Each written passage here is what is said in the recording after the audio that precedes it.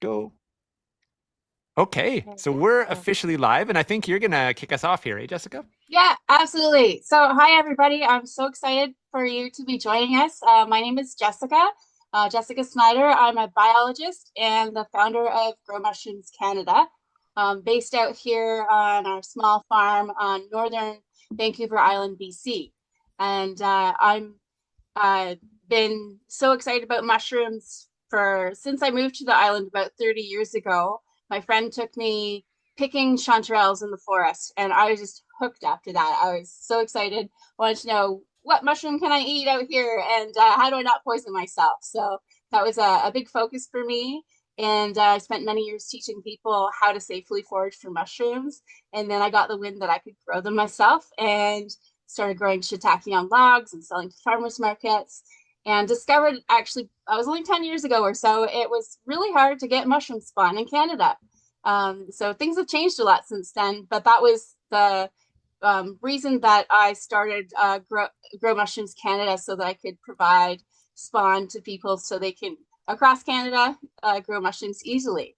And I'm really excited to be hosting this webinar with Chris Gilmour, who's a very established educator and wild forager and mushroom grower himself in Ontario. And I think he's got a lot of knowledge and expertise to share with us. So I'm going to turn the floor over to you, Chris, to lead the show. Awesome. Thanks, Jessica. I didn't realize you were from the north part of the island. That's cool.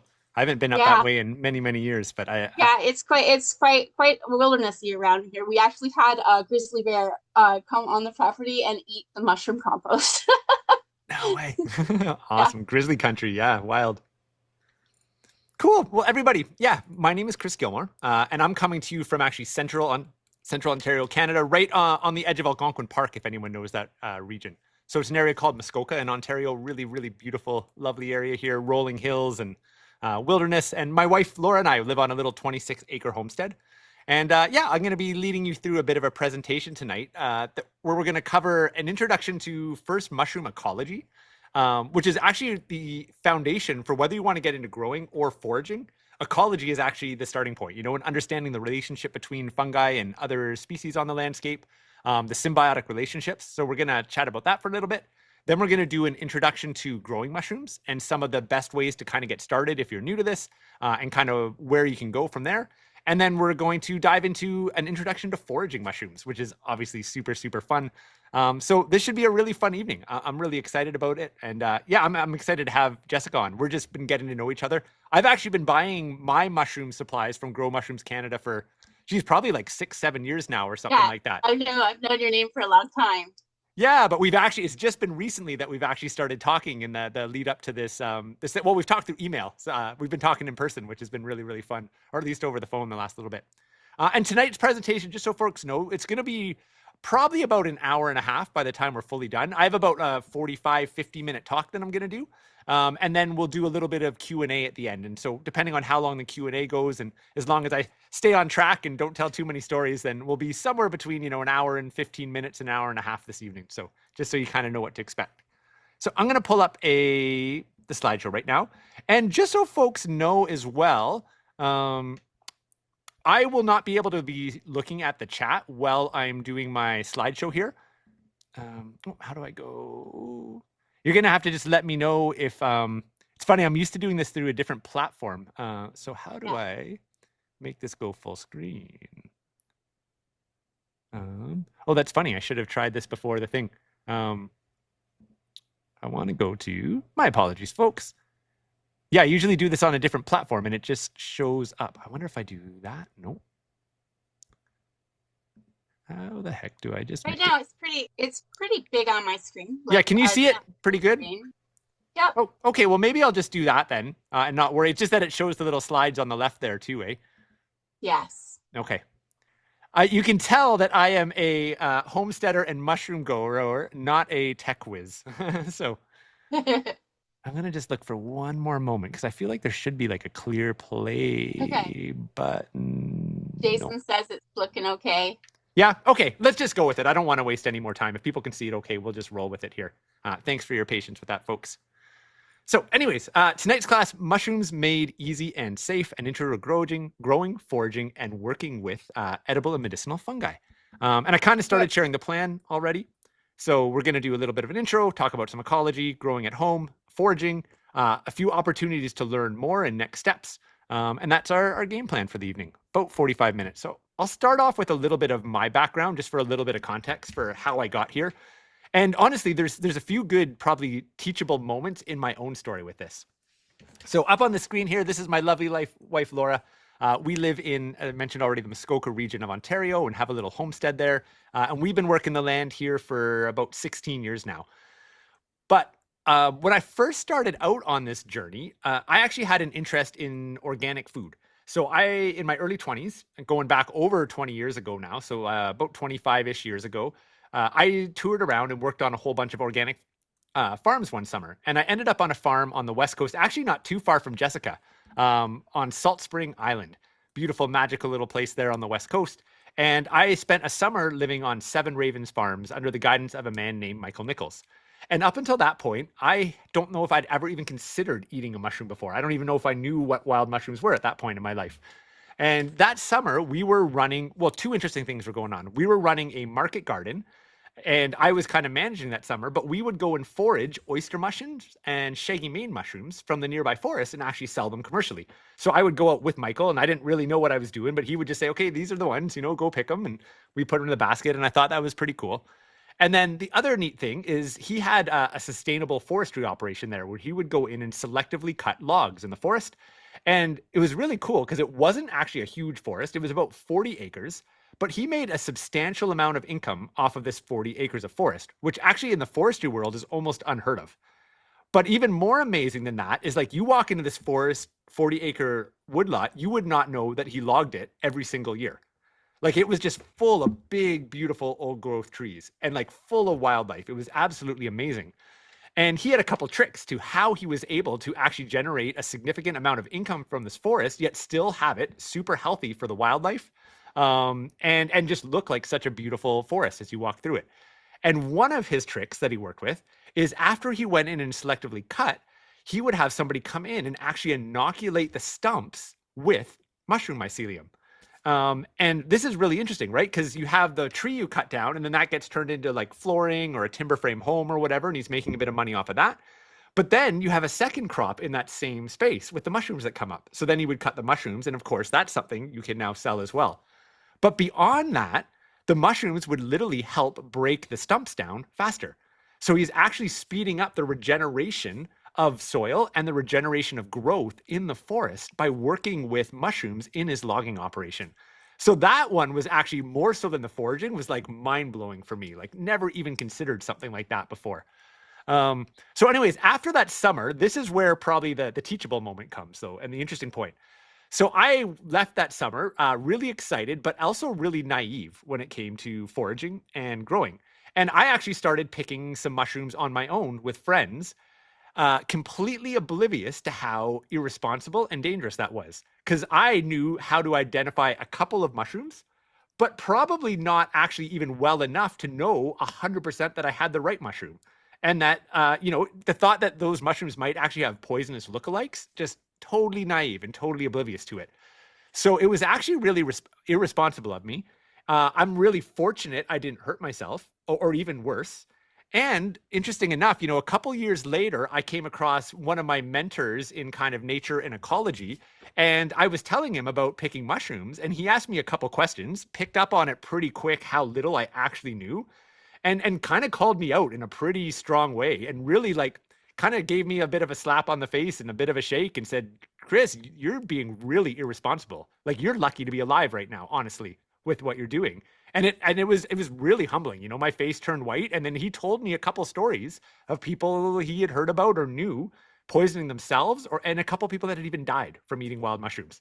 And that really scared me. And I kind of went from one end of the spectrum to the other. Like I went from naively foraging to I didn't actually touch mushrooms for the next decade, not forage ones, because I was actually too afraid to touch mushrooms at that point. But what I did in that time is went on this like deep naturalist journey, and started learning about the plants, and I got really into foraging plants. And I actually foraged plants for quite a number of years before I got into foraging mushrooms. And then eventually, as my plant identification started to get really well, and then I started meeting other mushroom foragers who actually ate all kinds of delicious mushrooms confidently, I finally had the confidence enough to start bridging that topic. But this second time through, I did it much more slowly. And I got less focused on just the can I eat it part and more on the, you know what, before I start thinking about whether I can eat a mushroom, why don't I actually learn about like the different groups of mushrooms? Why don't I learn about the ID features? Why don't I start learning about the symbiotic relationships and all the other cool things that there are about mushrooms? And, over the next decade, I'd learn maybe one or two mushrooms a year. I would get to the confidence level that I felt like I could forage them. And I did that under the guidance of other people. And I would never harvest a mushroom for the first time on my own. I would only do it under the guidance of somebody else.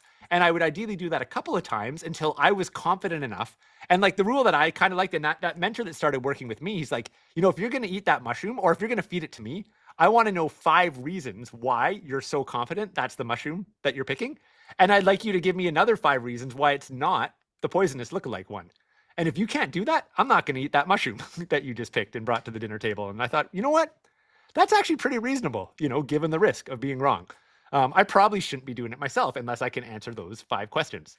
So over to the next decade, I actually started learning about mushrooms. And a few years into that, it was 2015, my wife and I got our first little homestead here. And one of the first things we introduced to the homestead was actually growing mushrooms. And I got to say, I'm so thankful that we did that early on because we grow quite a bit of food. We eat something from the garden almost every day of the year round, which is such a gift. And we're under snow, for four months of the year where I live.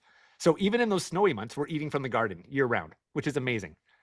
But there's very few things on the homestead where we actually grow enough of it to eat year round. Mushrooms are one of the few things where we actually grow more mushrooms than we can possibly eat in a year. We give a ton of mushrooms away. We could sell them if we wanted to. We've just chose not to go that way. But we grow a ton of mushrooms. And actually, I put very little work into my mushrooms compared to how much work I put into my garden. Like it's substantially less work to grow my mushrooms than it is to grow the rest of the garden. And the mushrooms are the thing that actually give me an abundance of food year round. So I'm really, really stoked about mushrooms.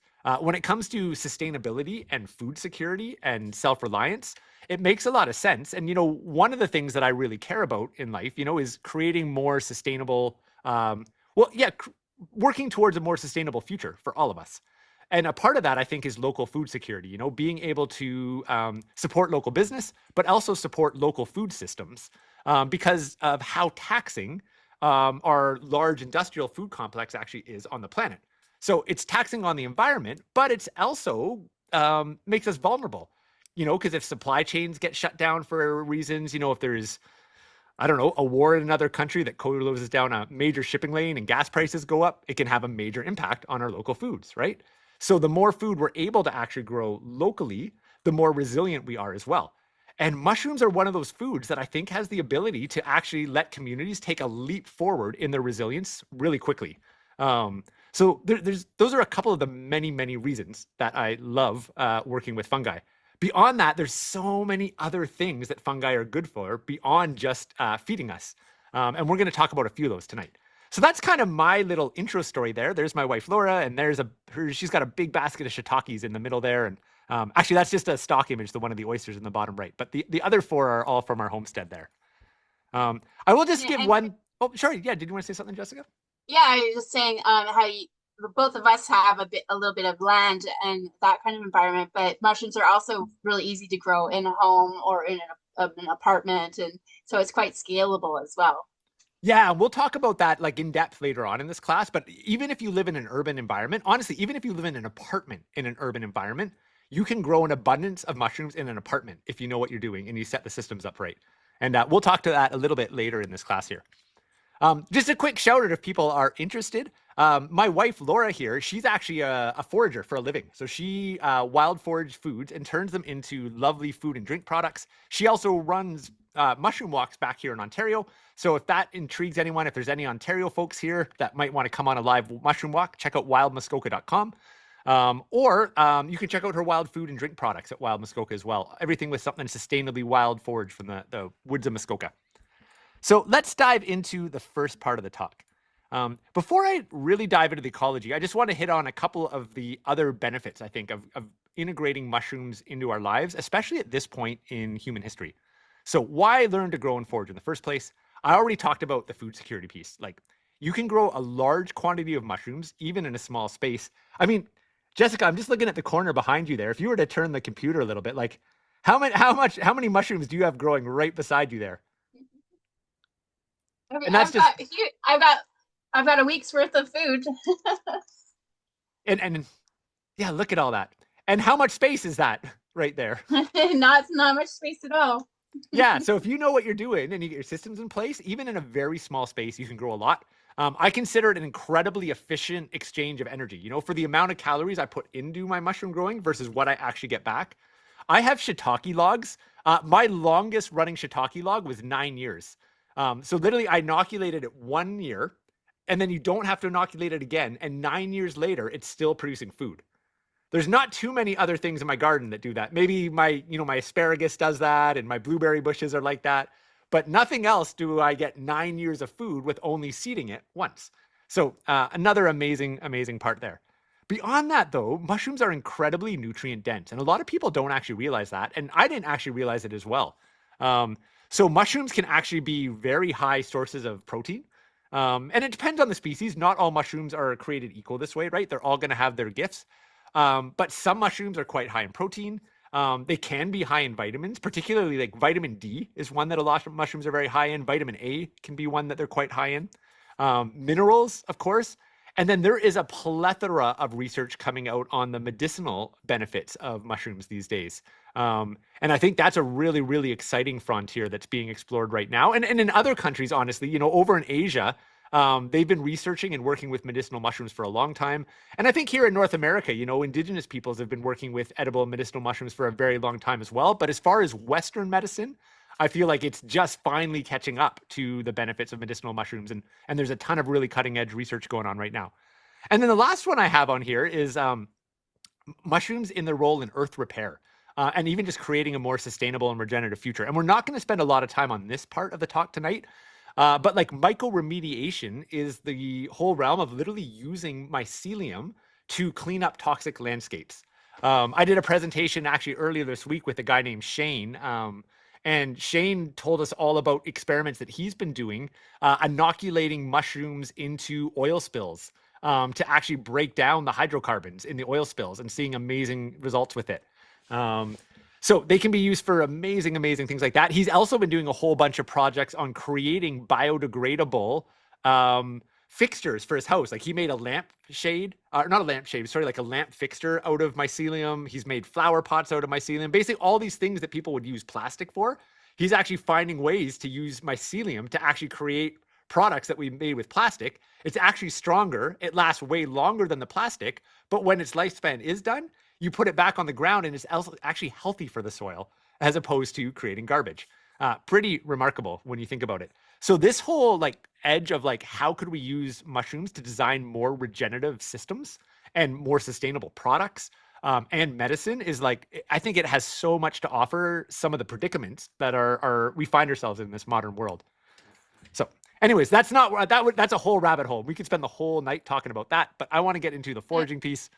There is a request there, Chris, in the chat. If you have any links for micro remediation, maybe you could send it out in the follow-up email. Oh, sure, yeah. And there's a great book called Earth Repair. A girl named Lila Darwish. She's actually from the West Coast, and she has a whole section on micro remediation there. So Earth Repair is the name of the book if you want to check that out.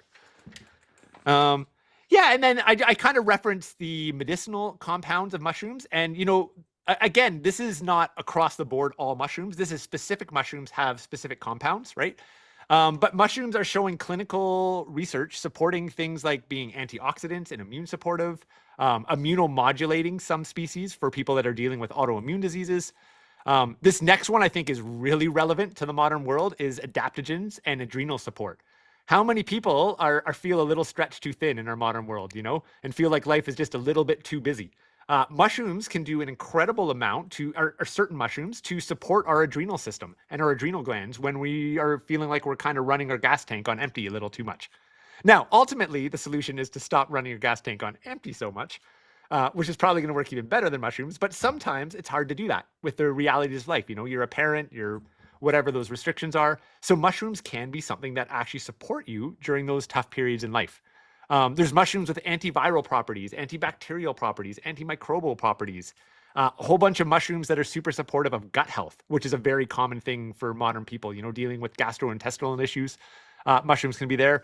And one of the areas I find probably the most fascinating is some of the research coming out on mushrooms, and particularly the Hericium species or lion's mane. Oh, is that what you're holding up there, Jessica? I was holding up the turkey tail because you were talking about gut health Oh, and turkey tail and gut health. Nice. Yeah. yeah. So do you have some lion's mane there? I have a relative of the lion's mane. This is a clone of Hericium americanum from Ontario. Oh, cool. Oh, you were telling me about Any that on the chance that phone. Dave Clark's out there? Dave Clark sent this culture, and I still haven't connected with him to thank him and tell him how amazing it is. All right, Dave Clark, if you're listening, thank you from Jessica. Cool. Maybe when we're back to full screen mode with Jessica, we'll have to have you share some of those again because they're kind of hard to see on the smaller screen. Yeah, I bet. Yeah. So anyways, in the realm of brain health, though, the Hericium species are showing incredible potential for helping people that have had concussions or post-concussive syndrome, Alzheimer's, dementia. There's some really phenomenal research going out on how they can be supportive. So those are just some of the amazing things that mushrooms are beneficial for. So let's actually shift gears, though, to talking about how do we get into growing and foraging them in the first place. And I always like to start with a little bit of a talk on ecology when I start this part off here. I'm going to actually skip over those two slides, and I'm going to start here. So understanding the roles of fungi in nature, I think, is a really important starting point. So fungi are responsible for many, many symbiotic relationships in the natural world. And I can't see the chat, Jessica, but maybe you could feed me some answers here if I ask the group a question right now. Do folks know the two plants that I have pictures of in the screen here right now? Who knows what species of plants these are? So that's question number one. And then question number two is, what do these two plants have in common? And I'll just pause for a second there. What are these two plants and what do they have in common? I got a few people with fern. Yeah, the bottom one's a fern. And a horsetail at the top from Liz. Nice. Yep. And do we have anyone sharing? Julie's got equisetum. Yeah. So she's got the Latin going on. And what about what they have in common? What do they have in common? Liz is questioning high silica content. Oh, well, actually, do ferns have high? I know the horsetail does. I don't know about ferns, but I do know about the horsetail. Yeah, she might be right. Ferns might. I actually just don't know the answer to that. Aaron's saying spores. Yeah, that's the one I'm looking for there. So this is really fascinating. So horsetail, ferns, and club moss are all spore-producing plants. So most other plants, or all other plants, produced by seeds. And I'm going to back up a little bit here because I'm not going to assume people know this. You know what? I might even just stop my share for a moment here right now because this is actually important context if you're totally new. And definitely 20 years ago when I first got into this, I did not know this. So I used to think that, a mushroom was a mushroom. It was just that. Little did I know that the mushroom is actually, it's kind of funny. I have the blur my background on so it doesn't show the picture the clearest there. There we'll go. We'll use Jessica's demo there. Thanks, Jessica. So this would be growing like this on a tree or a log. Yeah. So a mushroom is actually the fruiting body of a much larger organism. And that much larger organism is often referred to as either the fungi or the mycelium, which we can't see, right? The mycelium could be growing inside of the tree or stump. It could be growing under the ground through the soil. It could be growing through the leaf debris, depending on kind of how that mycelium works. So it's kind of like, I always use the analogy of an apple tree, right? The apple is not the organism. The apple is the fruiting body and the seed of a much larger organism, which is the apple tree. The apple tree is the root system. It's the branches, it's the leaves, it's all of these different parts, a male and a female flower, right? And then when the apple is ready to reproduce, it grows when the apple tree is ready to produce, it grows an apple. So that's kind of the same thing here, right? There's the mycelium is growing under the ground. We can't even see it. And yeah, Jessica's pointing to the mycelium right now growing in the sawdust. And then when the mycelium is ready to reproduce, it sticks out a mushroom and then it releases spores, not seeds. It releases spores. And they're like these almost microscopic little like powdery things that float off across the landscape in the millions looking for a habitable space to grow. I think I pronounced that right. So let me go back to the screen here. So this is important background info. So I'm going to come back to the fern and the horsetail and the club moss for a second here, though. So what's really cool, it is thought that the fern, the horsetail, and the club moss are 3 of the most ancient plants on Earth. And then at one time, plants didn't have vascular systems. They were single-celled organisms growing on the Earth's floor. Every single part of the plant had to photosynthesize. And at least current science believes that the first plants that began actually growing off the ground towards the sun to photosynthesize, the reason they were able to start growing upwards and transport fluids, so not every single part had to photosynthesize, was through a relationship with fungi that allowed the fungi to transport the fluids. So the fungi now takes advantage of the plant because the plant is able to reach higher to photosynthesize better and actually give energy to the fungi. But the fungi is also helping the plant because to transport fluids for the plants.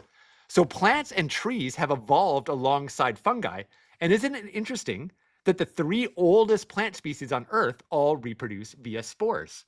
And then over time, it's believed that those evolved into our modern day trees, like our angiosperms and our gymnosperms, which are basically your conifer trees and your deciduous trees, or your naked seed trees that we have today. So there's this kind of a neat little thing, like really understanding how foundational fungi are in the Earth's ecology. Most of the trees and plants, or many of them anyways, have symbiotic relationships with fungi where they actually help each other out, and the mycelium connects to the roots. And it's still, it transfers information, it transfers nutrients. They're a very, very important part of the living ecosystem today. So the next part I have on there is interspecies communication. And this is kind of, I believe that probably a lot of indigenous communities have known this for many, many thousands of years. But modern science is finally catching up to that ancient indigenous wisdom and recognizing through scientific studies that species can actually communicate to each other through mycelial networks underneath the ground. So mycelium can actually transfer information between species that can be useful for them. On top of that, they're a major part of decomposition in the forest. So breaking hard wood down into soil again, mycelium plays a massive role in that. It can also play a massive role for all you gardeners. If you start growing mushrooms, there's a decent chance you're going to notice or start growing bigger vegetables and have healthier soil. We've noticed a massive difference on our homestead in soil quality since we started integrating our mushroom projects into our actual garden beds to build soil, both soil life and soil quality.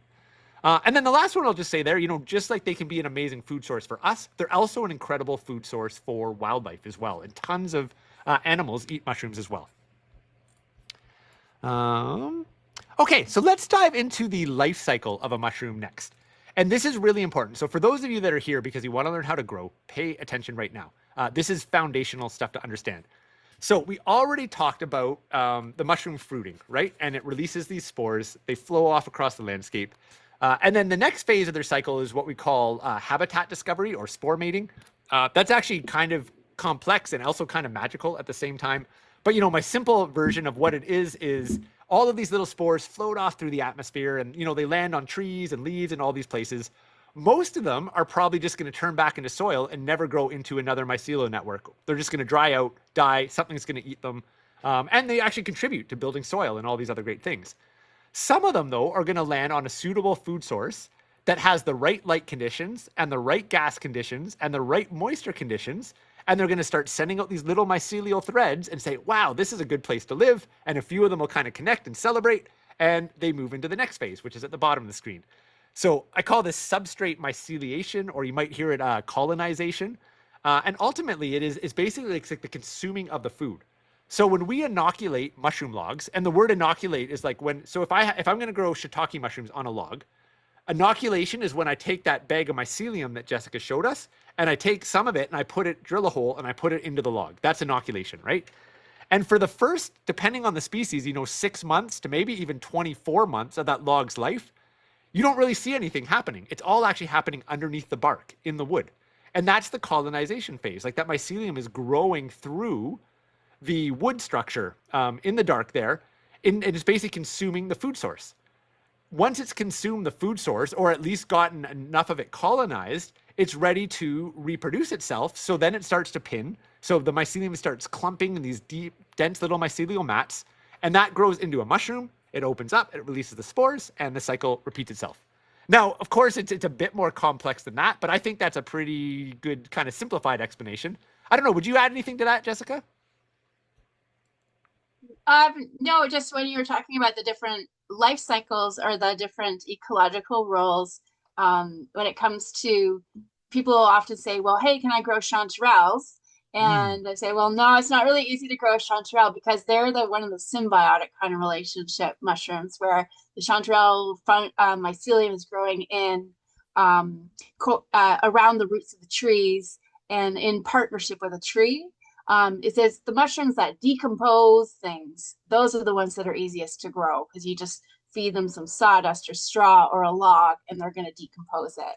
Yeah, I was gonna skip over this slide, but because you brought it up, why don't we go here? I'm worried about running over. We got so much I want to cover, so I've been kind of jumping a few things, but just to kind of piggyback off what Jessica shared there. So there's different groups of fungi, and some of them can actually fall into a few of these different groups, and there's other groups beyond what I'm sharing here. But three good generalized groups to start to understand when you're starting out.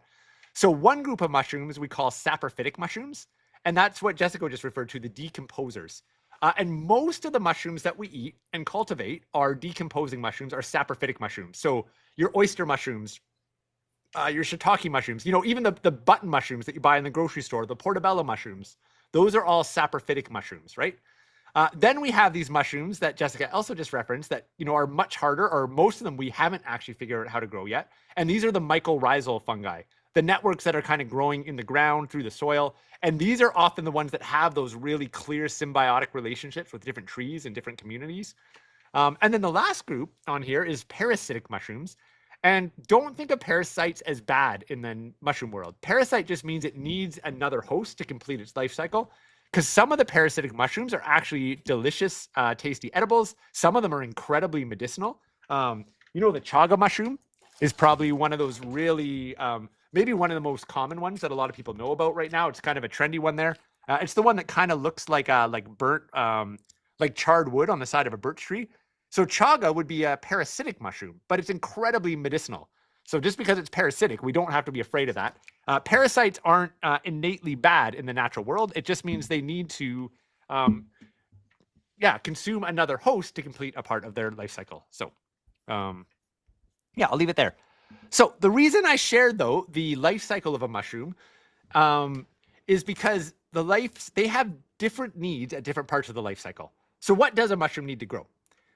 It needs food. And many of the species that we grow, it's some sort of carbon source. So often, we're growing on wood chips, we're growing on logs, we're growing on sawdust, we're growing on coffee grinds, we're growing on coconut fiber. There's actually a whole bunch of stuff that we can grow mushrooms on, but it's usually some sort of carbon source. The next, they need water, high humidity. This one is essential. Probably one of the most common mistakes people make for the mushroom projects not working out is they let them dry out, not enough humidity, and they don't grow. So high humidity, water.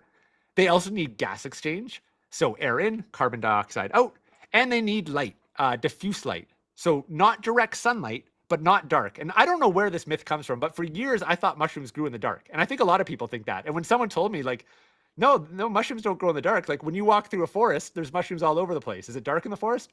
Oh, right. No, it's not, is it? Huh. I don't know. I never thought of that before, I kind of remember my epiphany moment where someone told me they didn't grow in the dark. And for some reason I thought that. So mushrooms actually need light. It's actually pretty essential for most species. What's interesting, though, is they don't need all of these evenly at each stage of the growth cycle. So if I was to back up here a little bit, if you think about the bottom here, that myceliation phase or the colonization phase, that's actually mostly in the dark, right? This is usually happening underground in the leaf debris. It's happening inside of the log, underneath the bark. So it is actually quite dark in there. Inside of a log probably doesn't have a lot of oxygen exchange either, oxygen and gas exchange, right? You can have a mushroom bag that's sealed up with a tiny little pinhole in it, and the mycelium will grow away there. There's very little gas exchange in that bag. But when it's ready to start fruiting, if it doesn't get the proper gas exchange, and if it doesn't get the light, it's not going to produce the nice fruits that we want to eat. So we need to make sure that during the fruiting phase, it's actually getting that adequate light and the gas exchange. But while also keeping up the humidity at the same time, and of course, ensuring it has the right food source. So once you kind of understand those, I mean, ultimately mushroom growing is basically just making sure we dial in each of these for the specific stage that the mushrooms are at. That's kind of the recipe right there, in the simplest explanation of it.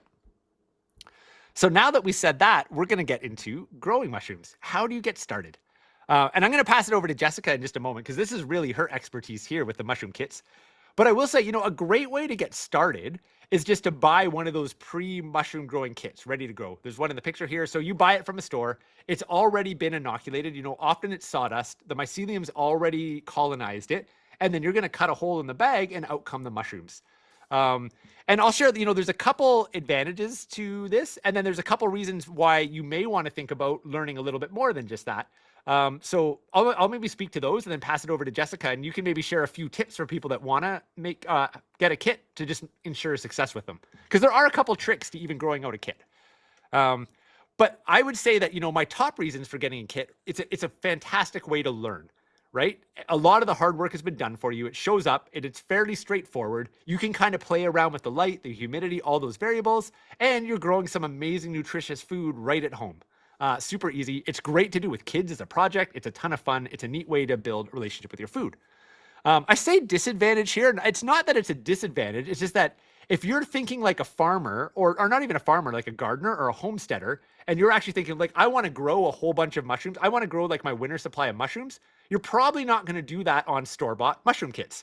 Because, you're paying, I don't know what your kits cost, Jessica, but often you're paying kind of like 20, like 30, I don't even know what they are there. What does it cost for a block these days?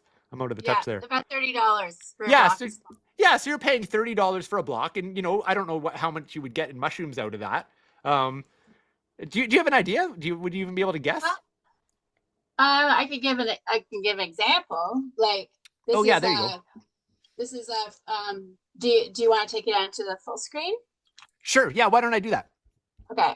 Here, why don't I just finish up what I was going to say, and then I'll pass it over to you, Okay. and we'll give it a full strain. Okay. So Sounds all I great. really wanted to share with folks is, so you can actually grow quite a bit of mushrooms off of one of these blocks. But if you want to think more like a gardener or a homesteader, and you're thinking more about like self-reliance, or you're thinking about growing in abundance, what you can actually do is take these blocks, use them to inoculate more projects, and actually grow way more mushrooms for that same initial $30 investment. And that's what we're going to get into next. But let's start off with some tips for making these blocks work in the first place. Okay, that sounds great. So the first thing would, like Chris says, if you're just getting started, never grown mushrooms before, this is the way to start. You get a bag of sawdust inoculated with the fungal mycelium, and all you have to do is cut into the bag. I cut an X here on the bag, and then I kept it in a humid environment. So that can be as simple as having a little plastic tent over it, and misting it with a spray bottle by hand, or putting it on a shelf and throwing some plastic over the shelf and having a little small room humidifier put inside under the shelf. Or you can get more fancy with it with controls and things that'll turn the humidity thing on and off and regulate the temperature and everything. So this is the very first way to go. You also want to choose a species that's easy to grow. So the one in your picture, actually, shiitake, are a bit harder to grow to fruit from a block, because you actually take they require a long time to mature, and you take the whole plastic off, so they're drying out and exposed to the air. But oyster mushrooms, so there's many species of oyster mushrooms. This is a strain of white oyster called Elm A, and it's absolutely beautiful. And so it's just literally growing out of this block of sawdust with fungal mycelium in it. And other ones that you can grow that are really easy are things like the lion's mane, or its relatives. So I was saying this earlier. Sorry, that's probably going to be overexposed like my gray hair. But it's a beautiful, like a pom-pom of cascading icicles. And those are really easy to grow as well. And with the oysters, I usually cut an X. With the lion's mane, I cut a slit across the bag. And really super simple. And like Chris was saying, from this whole bag of fungal mycelium, you'll get you'll get quite a few mushrooms. Like that's one flush of mushrooms out of the front of this bag. This is a Phoenix oyster mushroom. Um, I could cut open X's around the whole bag and get many coming out. You get usually 2 to 4 flushes out of a bag like this. But I could take this bag instead and crumble it up and mix it into more substrate, like Chris will talk about more, like growing it in the log or in buckets of straw or something, and just amplify the amount of mushrooms I'm going to get out of the same block by doing that. Yeah. So that's what my journey looked like. I started off buying those blocks, and actually I still do buy the blocks for some of the harder species to grow indoors. Lion's mane, and lion's mane I would almost say is like kind of somewhere in the middle. Like if you get a block, it's quite easy, but if you want to actually take that block and spread it out, it's not as easy as oyster. There's more that can go wrong. So like often things like lion's mane and some of those fancier species, I'll still just buy a block and I'll grow a couple of them in my thing. But when I get my oyster bags, I started off just growing them out of the block that I bought. And then I thought, you know what? I would like wonder, how could I turn this $30 of mushrooms into, or $30 bag into like hundreds of dollars of mushrooms and actually get self-sufficient with this? Almost like if you have like sourdough bread and you have your sourdough starter and you just use it over and over, or people that do kombucha, and then your one batch just feeds the next batch. You can actually do that when you start to buy these blocks if you know how to expand the spawn, which is what we're going to get into next. And this is really fun. This is really kind of like the next level of learning if you want to kind of push your skills. But especially if you're thinking about food security and, or you're a homesteader or you're even like in an urban apartment, but you're like, hey, we would like to grow more food in the city. Then this next skill set is really key to being able to grow an abundance of mushrooms. Wherever you are. So that bucket on the left there, or the picture on the left there, that is actually straw, and that white is not mold. I don't know how many times I've had people send me pictures of their mushroom projects and being like, oh, Chris, it went all moldy. I threw it out. And then they send me a picture and I'm like, no, that wasn't mold. That's mycelium. It's what it's supposed to look like.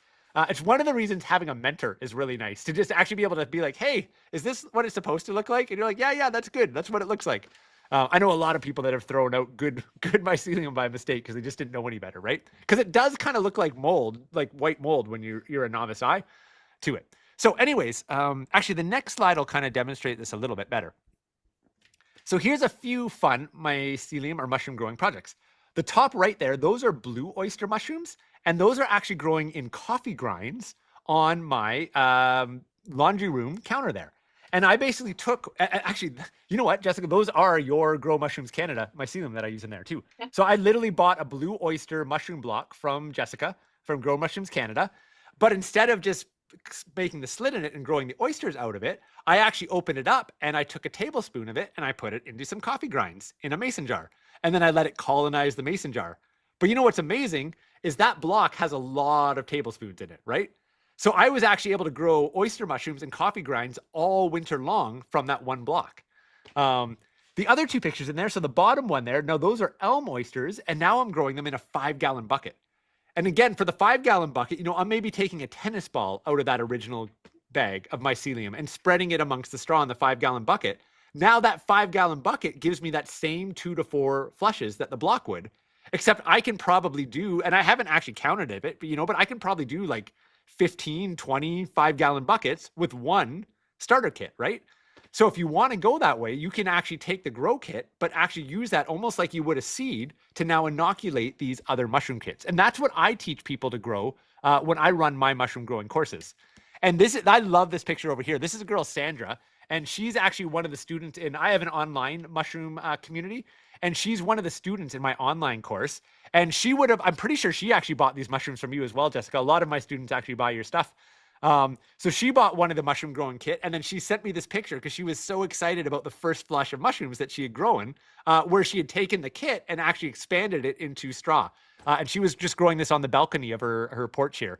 And you can see how happy she was when she got her first flush there. So so that's a little bit about growing indoors. Now, one part I really want to hit on here that is important, if you're buying, one grow kit or a couple grow kits, or you're doing a thing of coffee grinds, it's generally thought that it's pretty safe to just do that in your kitchen or wherever. But we do need to realize that mushrooms produce spores, right? And if you don't harvest the mushrooms before they produce the spores, then those are now spreading in your living space. And, in an ideal world, you catch the mushrooms before they go to spore and you harvest them before they go to spore. But I've had lots of times. It's amazing how fast oyster mushrooms grow. I've gone to bed at nights and been like, oh, those oyster mushrooms look like they have another day or two. And then I come up the next morning and they've tripled in size and the spores have all released. And I'm like, oh my goodness, that like happened overnight. Like it can be pretty amazing how fast they can grow sometimes. And what you don't want to do is have an abundance of mushrooms fruiting in your home and releasing all those spores without some sort of protection in place. So generally, if you're thinking about growing, scaling up, so again, if you're thinking about, if you want to do one project, then, you could just put a little humidity tent over it, like Jessica shared. If the spores release, they get captured inside of the humidity tent. Hopefully you harvest them before that. One bag's much easier to manage. If you're going to do a larger amount and you want to actually start cycling these so you have a more steady supply, then you're going to want to actually start creating spaces to capture those spores and make sure they're not spreading through your house. So there's different things that you can do, building monotubs and Martha tents. There's very basic versions. There's more complex. That's a little outside of what we have time to get into tonight. But inside, if anyone's interested, I'll tell you about it at the end of the class. I do have a mushroom growing community online, and that's the kind of stuff I teach people how to do inside of the community. Like, how do you make a monotub? Or how do you grow like a weekly supply of oysters in an urban apartment in the corner of your apartment and do it safely, thinking about the spore release? That's the kind of stuff we get in the course. Anything you want to say on that spore piece there, Jessica? Or? I've seen a few questions come in about spores and mycelium, and where like generally when you're growing plants, you did get the seeds of plants and you plant the seeds. And we don't generally work with spores when we're growing mushrooms. We work with the spawn of the fungal mycelium growing in sawdust or on wooden dowels or things. So it's to me, it's kind of like you're using the fungal mycelium here. I'm not selling you spores. I'm selling you mushroom spawn, which is fungal mycelium. So it's kind of like getting a little tomato transplant. Getting plants that are already sort of started and transplanting them into your garden rather than starting with the actual seed or the spores of the fungus. There's a lot of questions coming in. It's hard to we'll do a longer Q&A at the end. So if folks, if we don't get your questions as we go, we'll take them up at the end. And what I will say, folks, actually, it is a good place. So it's like, where do those mushroom bags come from that Jessica has there in the first place? The steps before that are much more technical and a lot more can go wrong. I actually started, when I first got into growing, I thought, I want to start right from scratch, and I want to get spores and do clones. And it's basically laboratory level work. You're literally talking about like Petri dishes and syringes and totally sterile environments. So after messing around with that for a couple of years, I had a few projects work out. I had a lot go wrong. I grew a lot of mold, and I thought, you know what? I'll just pay Jessica $30 to do the hard part for me, and I'll buy one of her bags and I'll start there. So that's where I start now, is one of those bags. Yeah. So you can start at that lower level, but it's actually very technical, and there's quite a bit of equipment, quite a setup for it, which is why companies like Jessica's exist, to make that part easy for us. Okay, so let's finish up. I want to get into the foraging part soon here, but let's just talk about outdoor growing really quick, and then we'll transition to the foraging part of the class. So this is actually the majority of the mushrooms that we grow. I grow indoors in the wintertime, kind of just for fun, and to have a little bit of fresh food. I mean, there's nothing quite like going over to your mushroom grow area and cutting some oyster mushrooms to throw in your eggs in the morning, or in an omelet, or throw them into a pasta. Like, it's a pretty special thing to do that in the middle of the wintertime. I lion's mane and the hericiums. Like, that's one of my favorite mushrooms to eat. And again, nothing like going and just cutting a fresh, white, juicy ball of lion's mane mushroom and chopping that up and throwing it in a stir fry. But actually, the bulk of the mushrooms that that sustain us are what we grow outdoors. And we grow more shiitakes than we can possibly eat in a year. And it's not even that big of an area. Like, I want to say it's like, I don't know, it might be 20 feet long by 12 feet wide or something, like our log area.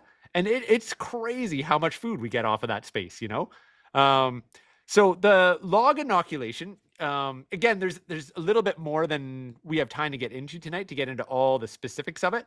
It is relatively straightforward, but there are some tips and tricks, And I definitely found, when I first started doing log cultivation, I might have had like a 70% success rate. And then over time, I probably got it up to like a 95% success rate with my logs. So there are a few kind of tricks to it. But ultimately, you're finding the right suitable log in the first place, the right species to match your mushroom. you're usually working with a green, like a healthy green log, healthy green tree. So this is actually the time of year when I start cutting my logs, right at the end of the winter time before the sap or just as the sap is starting to flow.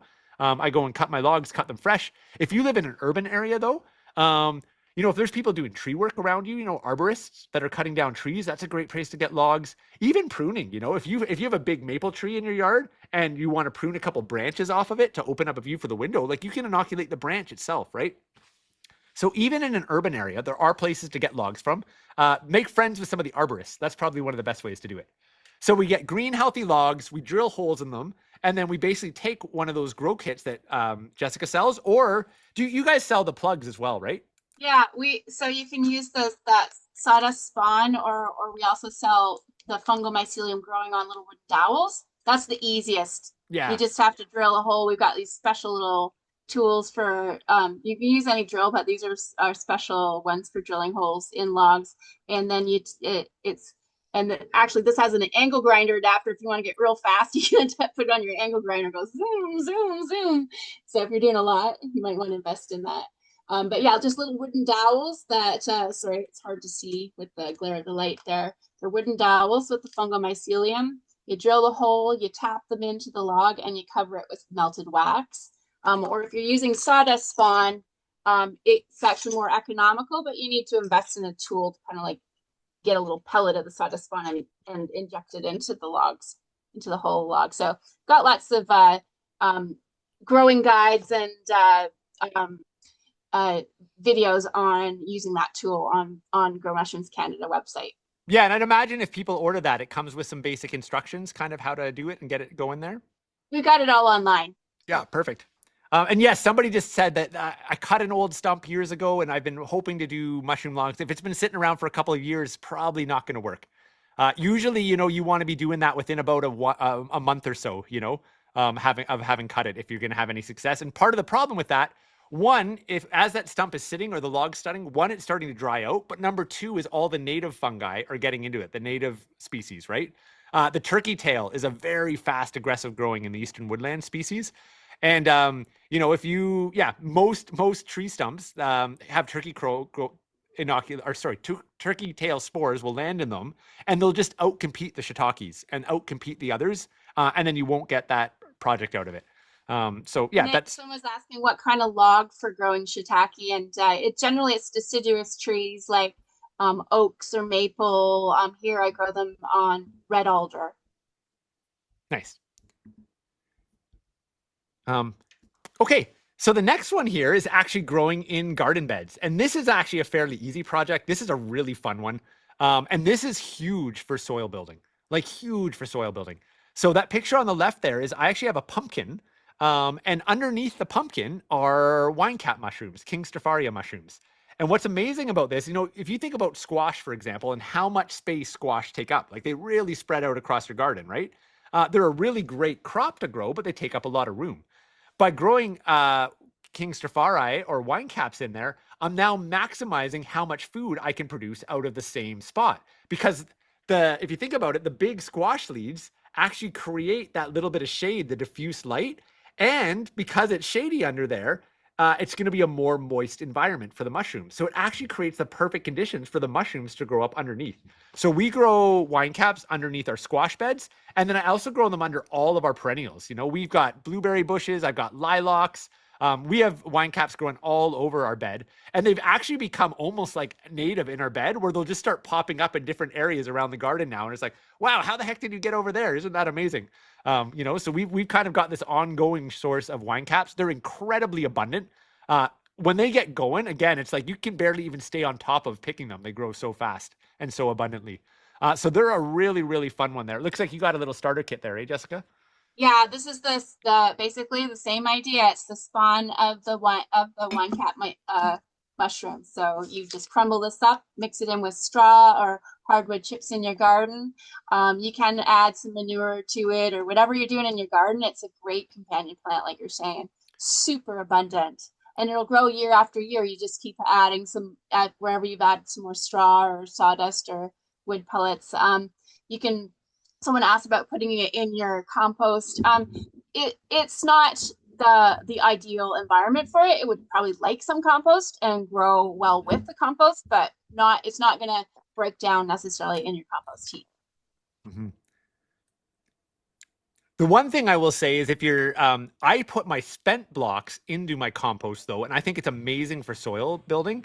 And my friend Shane's actually one of the instructors inside of the mushroom course that I run in the mushroom community. And he's done some really, I'm a DIY homesteader guy. I'm like, what's the bare minimum I can get away with to produce a lot of food? I'm a super busy guy. So that's kind of how I approach mushrooms. It's like, I'm busy. I want to eat the food. I want the medicinal benefits. What's the minimum work I can do to get the best return? Shane is the opposite of me. He's like the mad scientist that likes all those controlled projects and super geeky. He does all the lab stuff. He tests all the variables. So I love working with him. We actually balance each other quite nice inside of the course community. But he's been doing all of these studies where he'll have 2 garden beds, and one of them he'll grow wine caps in the understory, and the other he won't. And he'll do it for a couple of years and literally track the size of the vegetables he gets out of it. And then he's got one bed where he's been putting down his spent mushroom blocks and mixing it into the soil. And then another bed right next to it, he'll grow the exact same plants, make sure they get the same amount of water. And he's got tons of pictures tracking how much better the plants are growing in the bed where he's adding the mycelium in as a supplement to the soil. So it's pretty phenomenal. You know, again, if you're a gardener or a homesteader, mushrooms have huge potential to actually boost soil building on your homestead. So another amazing reason to grow them. Okay, we're an hour in, so I really want to shift gears here, and let's get into the foraging piece. And this is just going to be an intro to foraging part. And folks, if you got questions, don't worry, we'll stick around and take a couple questions at the end of the call tonight. So if we didn't get your questions, we'll go there. So first off, I will say about mushroom foraging is, you remember my opening story tonight, you know, being a guy, I learned a couple mushrooms with somebody in person, went out on my own, started harvesting them, only to realize that I actually didn't know nearly enough to be doing that responsible. So watching one mushroom webinar is not enough to go out and forage. So please do not go and eat anything I teach you tonight on your own if you're just learning about it tonight. That is not a responsible way to start. And the risks are real, you know? People do die from time to time. And I actually heard a really sad story the other day. There was actually, I did a similar webinar to this, is that last week, 2 weeks ago?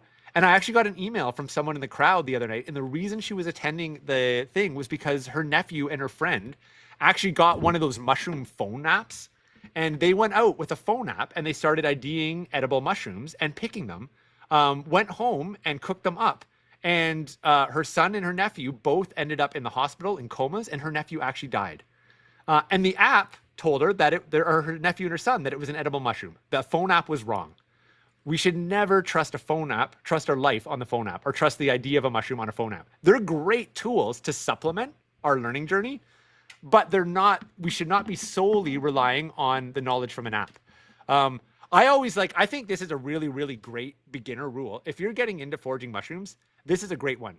If you need to use an app to know what the mushroom is, if you need to look in a book to know what the mushroom is, if you need to ask somebody, is this mushroom? You're not ready to eat it yet. You don't eat a mushroom until you look at it without an app, without a book, without a person, and you're 100% confident you know what it is. You can give multiple reasons why you know what it is, and you can give multiple reasons why it's not a poisonous lookalike. And if you can do that confidently, then maybe you're ready to actually start eating it. So I really do like to start off with that safety place. I don't want to scare you off foraging mushrooms. I do want to instill a healthy respect. And that brings me into how I like to start this one, that, you know, learning to forage is actually about building relationships with plants and fungi. And it's a lifelong learning of journey. It's an incredibly rewarding and rich journey to go on. So don't worry so much about what you can eat and what you can't in the early days. Have fun learning. Get to know just how freaking cool mushrooms are in the first place. So I'm going to share a few tips on how to start this journey off. And my first tip, I kind of already spoke this one, is just don't be the can I eat it person. Don't focus so much on whether it's edible or not.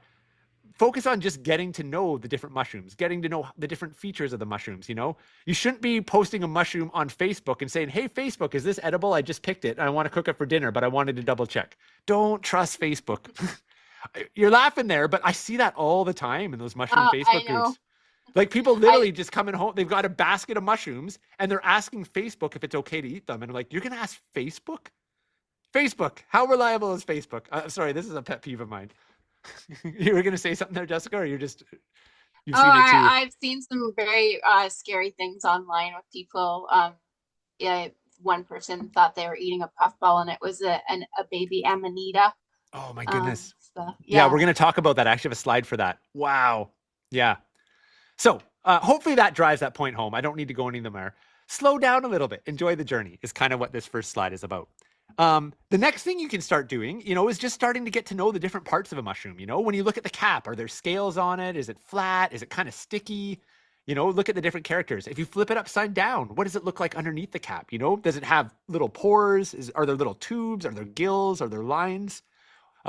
If you start to follow down kind of the stem there, does it have a little ring or a skirt around it? If you go down to the base, is it big and round or does it actually get narrower at the base? If you break it in half, does the color change? Does it have a smell? These are all the kinds of things that are actually really cool.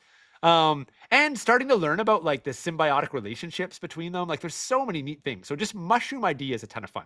So get good at your ID skills before you worry about whether it's edible or not would be my first tip. Here's a great example. One of these mushrooms has gills. The other one has ridges. And if you don't know which one has gills and which one has ridges, you probably shouldn't be eating either. 3 mushrooms here. 2 of them are edible. 1 of them is poisonous.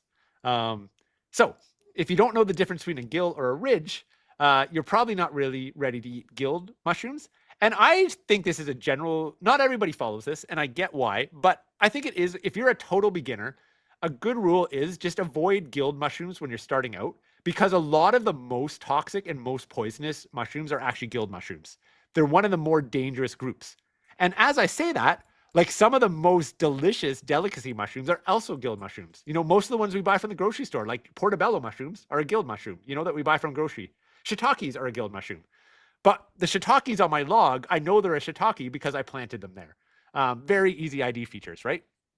So just know that gilled mushrooms are actually a little bit more advanced. There's many poisonous gilled mushrooms. And this is why I should not have been harvesting oyster mushrooms so naively, because oysters are also a gilled mushroom.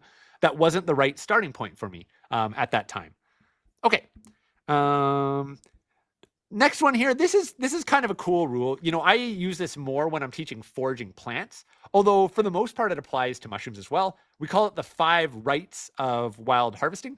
So make sure you harvest from the right place. So clean environments, right? We don't want to be harvesting mushrooms, in an old industrial site, right? Like mushrooms can actually be what we call dynamic accumulators. They can actually accumulate like heavy metals, certain types of chemicals. Now, sometimes they actually break them down into less harmful agents. But if we don't know what they're accumulating and we don't have a lab to test the mushrooms, we don't actually know that. So you do always want to make sure you're foraging mushrooms from healthy areas. You also want to make sure you're using clean water, and even like if you're in an urban area, you don't want to be watering your mushrooms probably with chlorinated water, or at least it's not ideal. I would at very least, run it through a Brita filter or, leave a pot out on your stove overnight and let the chlorine at least evaporate off a little bit. So right place and clean water. Right plant just means the right ID. We've already hit on that. The right part is actually more for plants, a little less for mushrooms. Some parts have one part that's toxic and another part that's edible. I won't touch on that. Right season and right time is really important, though. Most mushrooms have a season associated with them. So if you think that you're harvesting a particular mushroom, but it's not the right season, it might not actually be the mushroom that you think it is. Another one is like getting to know the actual trees and plants they grow around. Because one of the main ID features I use for mushrooms is not the actual mushroom itself. It's what forest type is it in. And again, if you find a mushroom and you're like, oh, I think this is this mushroom, but it's in the wrong forest type, it might not actually be the mushroom that you think it is. Because mushrooms have associations with very specific ecosystems, right?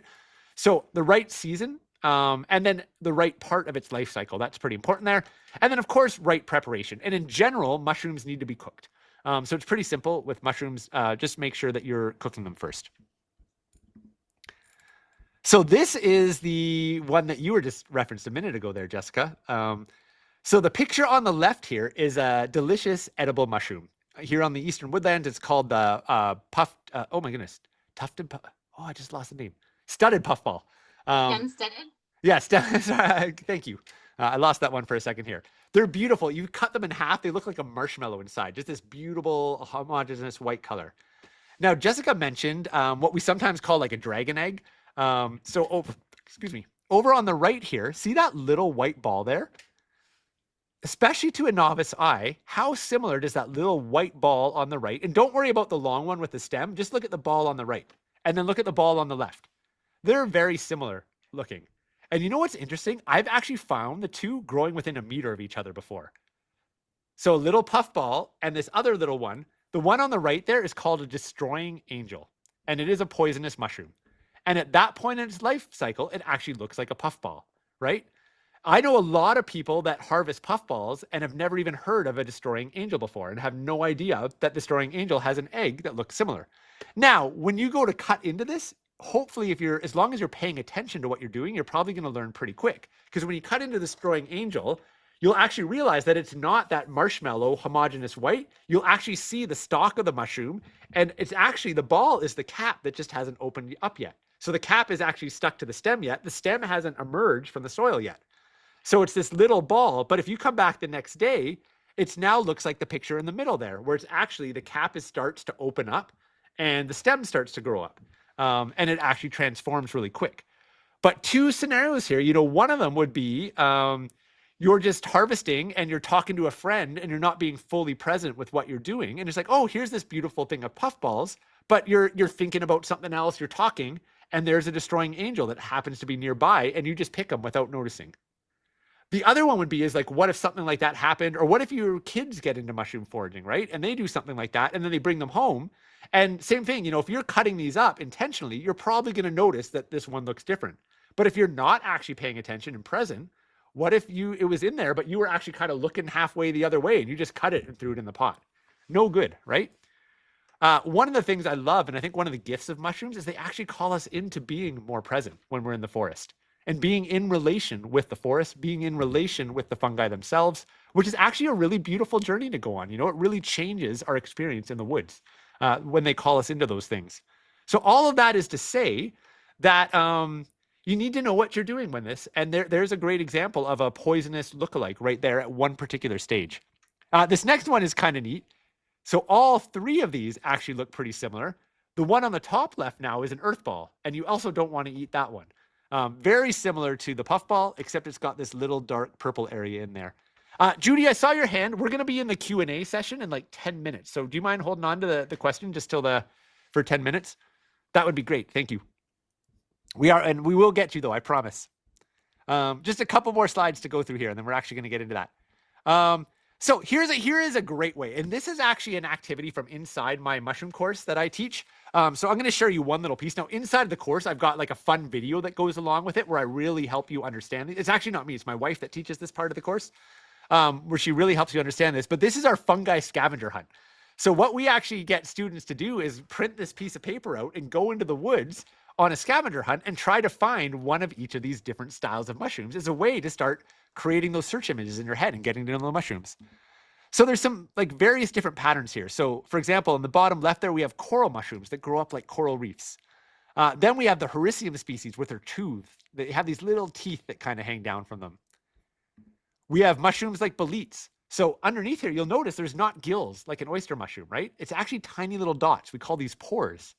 So if you flip it over, does it have pores? The one on the left there, that's what we call a sac mushroom. So things like morels, are a common edible plant. They're a sac mushroom. Or the one on the right there, this is kind of like the reishi is one of these as well. This is a shelf mushroom. All kinds of, actually some of the best, most researched medicinal mushrooms are actually shelf mushrooms.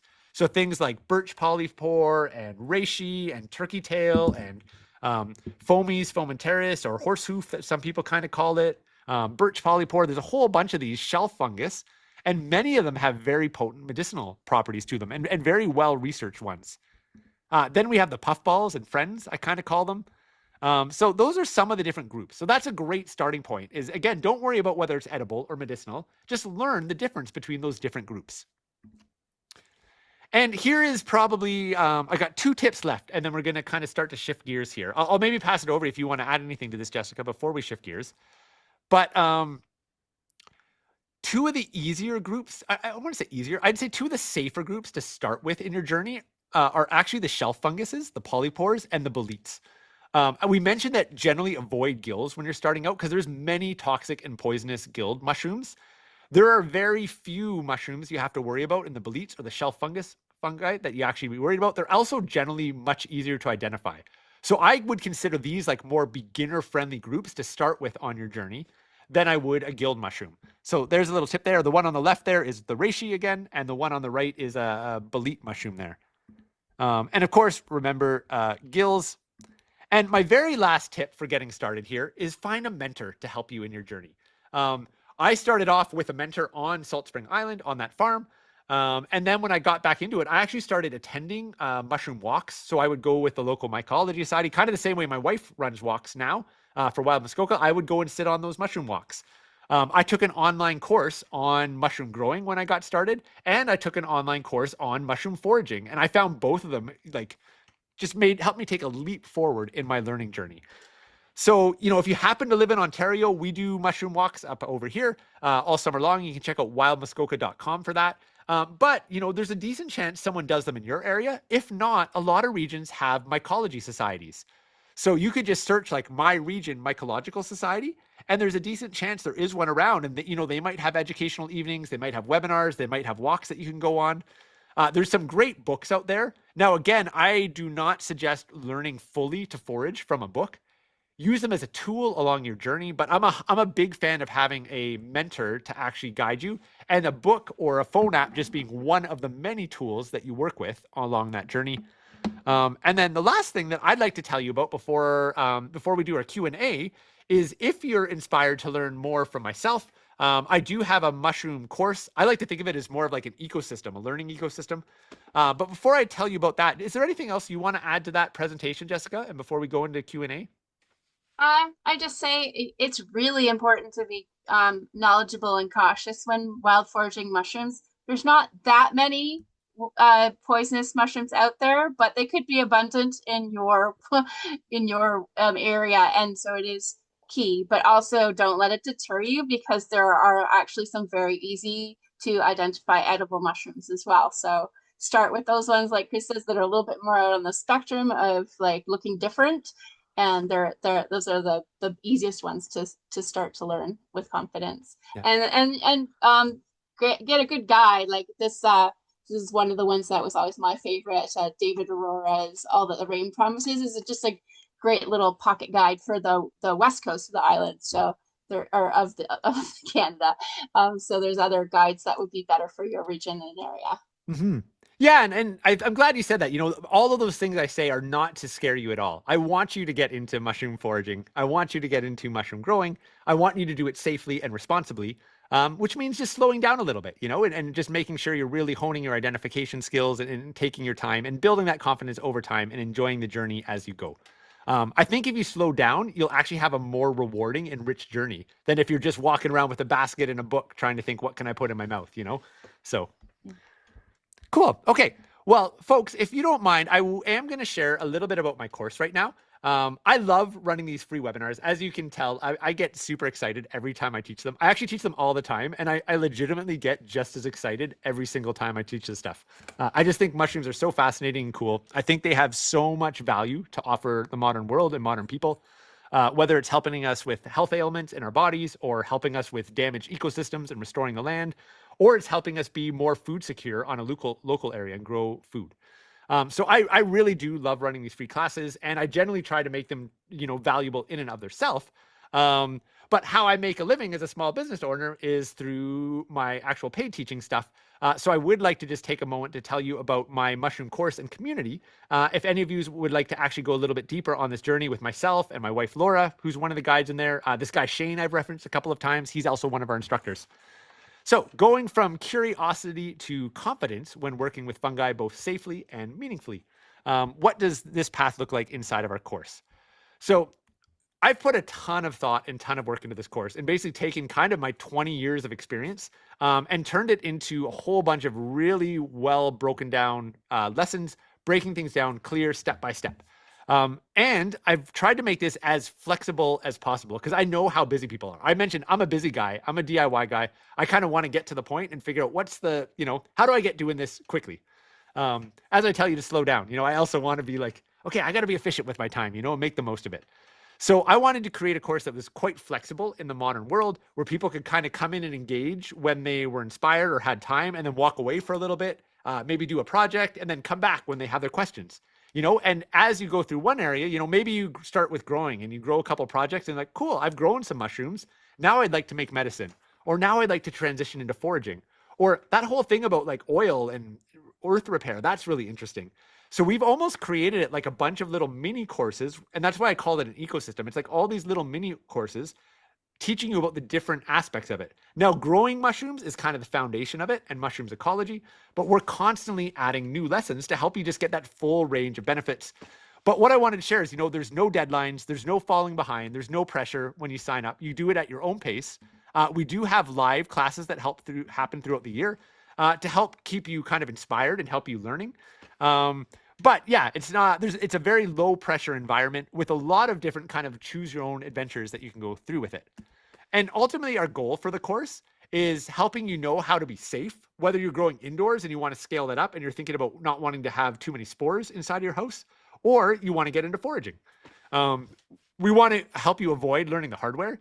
I made a lot of mistakes in my early days of mushrooms. As I said, I was doing all the lab petri dish stuff, and I grew a lot of mold in my early days of mushrooms. I had a lot of logs that grew the wrong species on them. I grew a lot of turkey tail logs, but I didn't inoculate them with turkey tail, in the early days. And I've learned a lot of tricks that have substantially increased my success rate with things. So, part of the goal of the course is actually to help you just, take all of that in a digested way so you don't make those same mistakes and you get to that success quite a bit faster, which leads to you building more confidence over time. So we can explore the many ways that fungi support life, health, gardens, and ecosystems. So that's kind of the goal of the course. What do you get as part of it? Well, along the way, you have the ability to ask your questions as you go. So myself, Laura, and the other instructor, Shane, we're there to help you. You can fire us emails or you can just message us inside of the course. And, you can go and work on a project and then all of a sudden, you're a little bit like, oh, is this mold or is this white mycelium? I don't know. You can just send us a picture and we'll look at it and tell you, right? If you send us a picture and like, I don't know what's going on. My mushrooms are super long and spindly. We'll write back and be like, oh, you know what? You're probably not getting enough gas exchange there, and if you do these couple little tweaks, I bet you that you'll get much more robust looking mushrooms. So all those kinds of things. Probably one of the funnest parts, though, is we do these semi-regular live Q&A sessions and these expert guest sessions. And I'm super excited that Jessica is going to be one of our guests this year. I think, is that in May you're coming on, Jessica? I think it was April. Or April, okay. 9th? It was a April Thursday. 9th. Yeah, so unfortunately, I don't have the slides for this year's schedule yet because I'm just finalizing all the dates. But this is an example of all the live classes that we did last year. And these actually are all recorded and available. So if you sign up for the course, you can watch the replays of all these sessions. But we did an entire session on lion's mane last year. And we actually, the guest was actually talking about his research on using lion's mane for treating people with concussions. He was talking about how to get the most out of the medicinal properties. He talked about how to make tinctures. He talked about how to grow it. So we did a deep dive on lion's mane. We did a getting ready for the outdoor season. We did a getting ready for the indoor season. We did a spring foraging session. We did a fall foraging session. My wife, Laura, came on and did a mushrooms in the kitchen and medicine chest and did a whole session on winter medicine making with your mushrooms. So these are the kind of like deep dive live expert sessions. You can come on and attend them. You can ask your questions live. And I've got some great people in queue for this year. As I said, I'm just kind of finalizing that schedule, but we're going to have some awesome guests coming in this year. And what else did I want to say? We're almost there, but what are the actual lessons? So we cover growing mushrooms indoors and out. So oysters, shiitakes, wine caps, lion's mane. We dive into ecology and wild mushroom identification. We talk about seasonal foraging tips and do deep dives into very specific species. Here's a sneak preview. So we mentioned that polypore mushrooms are one of the great beginner groups of mushrooms when you're starting in your foraging journey. They're also some of the most well-researched medicinal ones. So that's the May workshop. You're April. So May, Laura's coming in and she's going to do an 1.5 hour deep dive just into polypores and how to identify polypores, how to harvest them, how to dry and store them, and how to make medicine out of polypores. So if you want to get into foraging, that would be a great starting point for you because we're going to dive into one of the safest groups to get started on that happen to be incredibly medicinal. When you're ready to move on to advanced techniques, we're there to help you with that. We've got lessons. There's not a ton on medicine making in there yet, but we're actually building that out. I'm recording a bunch of new lessons this winter that are going to be going up. So new lessons adding throughout the year. And then, of course, you get all the instructor support. So I'm going to stop talking about the mushroom course and my sales pitch, but thank you for hearing me. I really do appreciate you letting me share that, because this is how I make a living as a small business guy, and what allows me to do these free sessions. And I hope folks are joining it, are enjoying the free session tonight. We do have a special webinar special just for the Grow Mushrooms Canada crew. So usually the course is $349 because it's quite comprehensive and you get all the live classes. We are doing a webinar special. So even if you're watching the replay, you can get in on this, and it's going to be up basically for the next week. I think it goes till next Tuesday for $100 off. So that takes it down to $249. But I'm going to do an extra special for the people that are on live tonight, because I love having a live audience. And I don't know, it just gets me excited having people to talk to. It wouldn't be quite the same if it was just Jessica and I talking to our cameras tonight. So thank you for showing up live. And if anyone here wants to join, this one is just on for the next few hours. So basically 5 p.m. 8 p.m. Pacific. That's the wrong time. We started at 5. So till 8 p.m. Pacific tonight, 11 p.m. Eastern, if you would like to join. If you know you want to join, then $150 off. It's $197. I'll throw the link up in a second, and that's available right now, and will be for like kind of an hour or so after this call. If you need some time to think about it, or you're watching the replay, no worries. We do have a $100 sale off. That's on for the next week. And I will stop salesy Chris pitch now, but thank you for hearing me out. I do appreciate it. And let's do some Q&A. Oh, Jessica, maybe this would be a good time to actually tell them about the store coupon as well. Oh, sure. Sure. We've got, in terms of Q&A, I saw somebody asking about identifying turkey tail mushrooms, and I have to say I have a huge affinity to turkey tail mushrooms. This I'm really excited about, because these were growing wild on our farm here in the forest outback on an alder log. And I finally got a clone of one, so I took it in the lab and I cloned it and grew it on agar and grew it out on sawdust, and this is the very first fruiting of it. So I'm super excited. This is a wild Canadian species, and that's kind of a goal I've got to get a whole culture bank of Canadian species specifically. So with the turkey tail, for identification, it's a very valuable medicinal mushroom. It's been well studied for supporting the immune system and fighting cancer is one of the things. Identifying it's pretty easy in that it's growing shelf-like on fallen hardwood logs in Canada. The top surface of that is concentric rings, usually brown, cream colored, but sometimes you'll get it even purple or blue.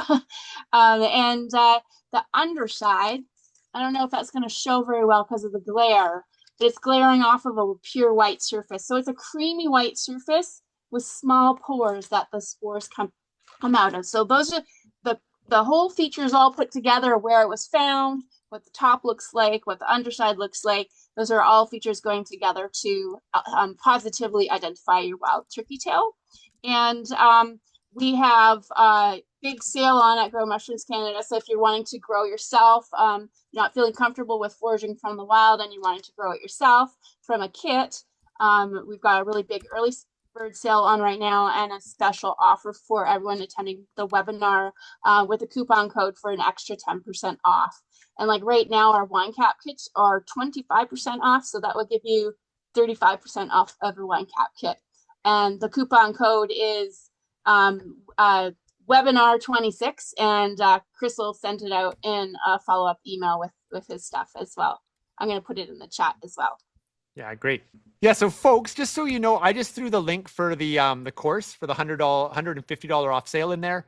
Jessica's going to write the other coupon there for Grow Mushrooms Canada. So if you're interested in those, I'll also send an email out as soon as we get off the webinar there if you need the link. But let's switch over to some questions right now. Judy, I promised I'd come back to you, so why don't you go first? Sorry to cut you off there. Come on. I might need to invite you. I don't think you can unmute yourself on your own, but I think I can. Let's see. Does that let you unmute yourself? Yeah. Okay. Yeah, we can hear you. Great. Okay. All right. Well, thank you very much. Thank you very much for this information. It's great. So I just actually today got my mushrooms from Jessica and I've been buying them for the last few years. And unfortunately, I ordered them, watched the webinar, didn't get the discount, but hey, whatever, it's all good. So I have a quick question about, I've been doing shiitakes from you guys for the last 3 or 4 years. And this year I wanted to change it up. So I got some lion's mane plug and some of the chicken of the woods. And I see that it's kind of a test right now, the chicken of the woods. So Experimental. yes, so I'm curious about that. But I'm a little nervous about the lion's mane. Is that something I'm growing outside? Did I maybe get in over my head, or is there anything that I should know about that? Will it Are grow you like are you planning on growing it on logs or out of a kit or expanding it? logs? I have two oak trees that have to come down, so they're not going to be firewood. They're going to be mushrooms. So that's Yeah, what I'll be oak using. is a really great species to grow on. So you're gonna want to lion's mane is a little bit of a weaker culture. The mycelium's not as aggressive as say an oyster mushroom is. So I would recommend maybe going on the higher side, like putting more of the plug spawn or the sawdust spawn into the log to give it a competitive advantage. But it's definitely a good choice for to grow the lion's mane on an oak. And no, you're not getting out of you're doing the right thing there. Excellent. Okay, so just pack it full more than I would the shiitakes, Yeah, closer that would together.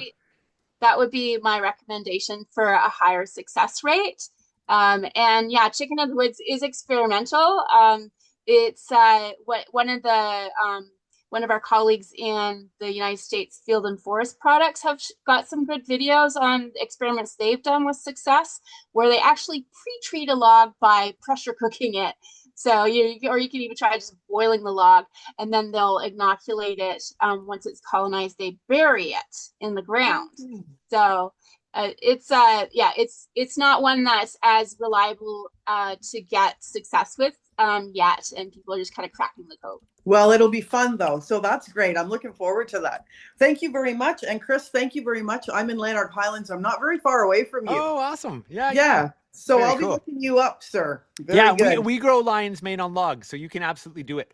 Okay. But like Jessica said, I definitely don't get the same kind of yields that I do on my shiitake logs, and they grow a little bit slower. But absolutely doable. So Thank you very much. awesome. Thank you, Judy. Yeah, definitely growing on logs. I highly recommend starting with shiitake. It's harder to grow shiitake other ways, but growing on logs is very successful, and you get year after year from it. Um, Georgia asks, "How are your mushrooms so clean and not full of sand and dirt?" I don't know if that's the same question you have your hand up for, so we'll maybe speak to that one, and then if you still have your question, your hand up for, we can ask, or if you can just take it down if we do. Um, so for on my logs, at least, the logs are raised up off of the ground, for one thing. So what I do in my forest is I basically there's lots of different ways to stack logs. What I really like is I'll actually just lash a long pole between two trees, and then I basically just stagger the logs and make like a little A-frame side by side. And because they're kind of staggered, it actually gives enough space to kind of pick between them. Now we have a fair bit of space to be able to do that. If I was in an urban area, and I just had a little spot behind a shed or something, I mean, you could literally lean them up against the back of a shed, like on the north side in the shade, or you can also stack them, vertically. And I've seen people again almost do like if you think about like a log frame fire, you can do stuff like that with mushrooms, except you can put a couple logs in the middle. So there's lots of ways you can stack them. But if you get them off of the ground, then that deals with most of the soil and dirt and stuff like that. And if you're growing the wine caps in the beds, of course, you're growing them usually in wood chips or straw. So that creates a barrier between the soil and the mushroom themselves. So those generally keep them quite clean. So I'm not sure if that answers your question or not there, Georgia, that you've got your hand up for. But why don't we take another one of Michelle H there? Do you want to? I'm going to unmute you there if you want to jump in, Michelle H. Hi, everybody. Can you Hi, hear me? we can. I have an interesting question. I bought a kit from Jessica about the oyster mushrooms, and they grew beautifully in my bathroom. And then I decided I would move them to the laundry room next to the microwave. And within a day or two, they died. Do you think it's the microwave that did it? Or just maybe a change of environment? Probably the change of environment in that they like humidity. So when you said your bathroom, it made me laugh because I have done, you get creative when you don't have the resources. And I've done things like had my mushroom kits fruiting in my bathtub because it's humid in the bathroom. And so mushrooms like really high humidity. So that could have been a factor perhaps, is that it was a drier environment. I'm other than that, I'm not sure specifically what would have caused it without like a little bit more details. Okay. It wasn't the bathroom that we use. Like we use it, we don't shower in that bathroom, but it definitely, maybe the laundry room was colder, but I don't Yeah, know. cold can be a factor, although they are quite cold tolerant. So yeah, it's hard to say. But if you do have, if you do cut open a kit and you get a failed for whatever reason, like Chris was saying, like if you don't have enough air exchange, then they can get all gangly and funny looking, or perhaps there's too much water sitting on the mushrooms and they'll start to get rot or something. Just harvest the whole clump off, take away any extra tissue, and go for your second flush, or tape that area over and cut a fresh area for new growth. So don't mess around with any mushrooms that are really not working out for you. Just pull them right off and start again. That block of mycelium has a lot of potential. So you would you'd cut it off and then just use the same hole? You can use the same hole. It'll take a bit longer for the mushrooms to come out that same hole. So alternatively, you could tape some tape over that hole and cut another one on the backside where it's like fresh and white. Okay. I've got more questions, but I probably should let somebody else go. Yeah, we got a bunch coming in here. Yeah, So you're welcome to email us info@growmushroomscanada.ca with questions as well. Thank you. So Jackie says, so I might have gotten a little overzealous last year with my mushroom plant and never got to some of the turkey tail plugs. They have been sitting in my fridge all winter unopened. Do you think they will still be viable? Yeah, I think they probably are still viable, especially if you kept them in your fridge. The mycelium is incredibly resilient, and keeping them in the fridge slows down the growth. So, if you're finding that those one way you can test it is bring them out to room temperature. And if you see over a week or two that they start to fuzz up and look a bit whiter, then you know that it's growing and it's worth investing in putting them into logs. Yeah, and I often use stuff that's kind of way longer than it should sat around. And what I'll kind of say is like when that mycelium shows up, like when Jessica shipped something to you, it's kind of like at its prime and like primal force. So like if you use it in the first month, it's probably going to grow a lot faster than if you use it 3 months later. And if you use it 6 months later, it's going to be growing even slower. The slower it's growing, the more likely it is to be outcompeted by another thing for bacteria, mold, different things to get in there. So you can get away with using old stuff, but you might not get as good of a flush. And it'd be more likely to have a failure point. You'd be more likely to it not work. So the sooner you use it, the better, because it's at its prime. But don't let that discourage you from using the old stuff if you already have it. So the lesson is try and use it within the first month, ideally, or at least the first couple of months.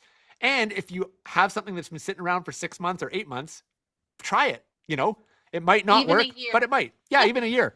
Even a year, and in particularly with the wooden dowels, it's not like they have a lot of substance to them. They're a big hunk of wood that is the mycelium's got all that to grow on. So, and then the other piece growing in your favor there is turkey tail.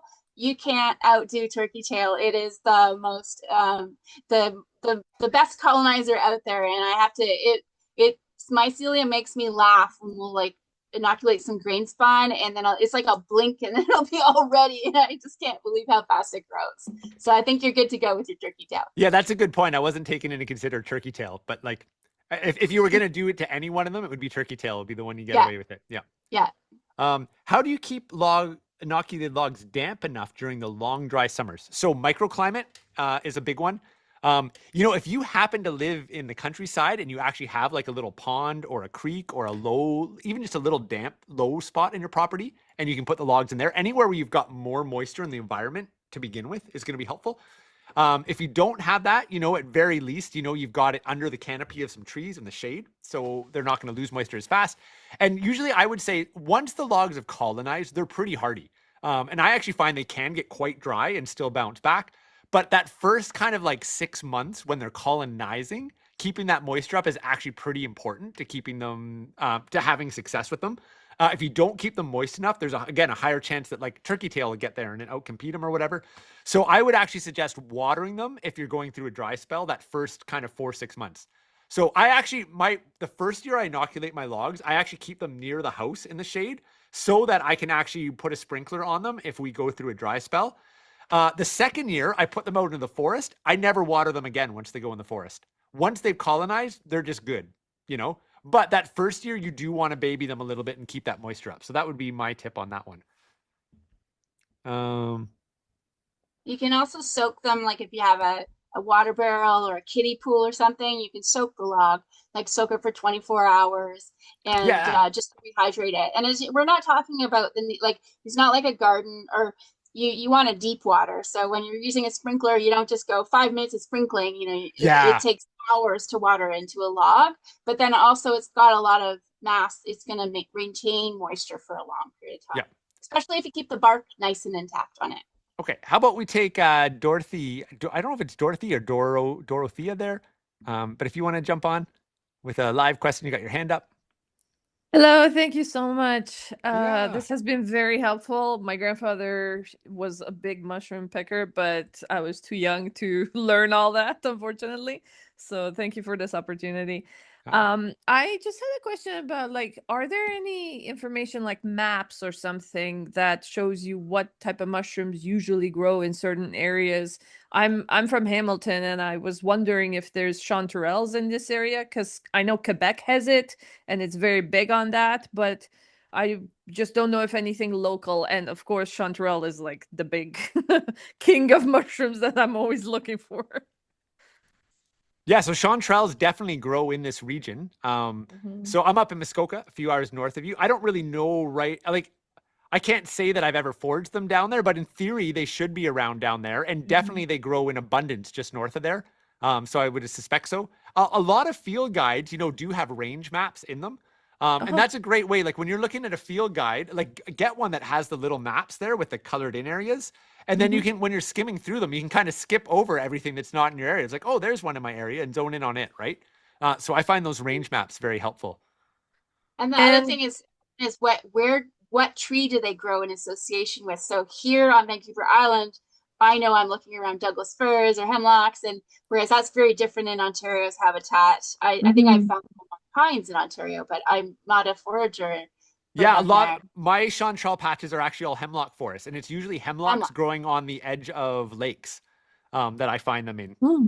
So yeah, so if you know what a And hemlock looks like, finding those hemlock stands is it can be a big one for me. and there would be a mycological society, at least in Toronto, that might have some forays as well as opportunities to go out with Chris.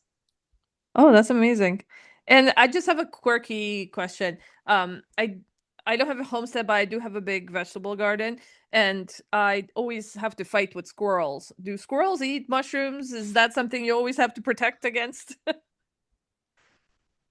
Yes, squirrels do eat mushrooms. Yeah, and sometimes you do lose a few to the squirrels, I find if I'm just on top of harvesting them, like usually I get most of them. So occasionally you get a few bites out of them. I haven't had huge issues with the squirrels eating too many of them, but they do get into ours a little bit.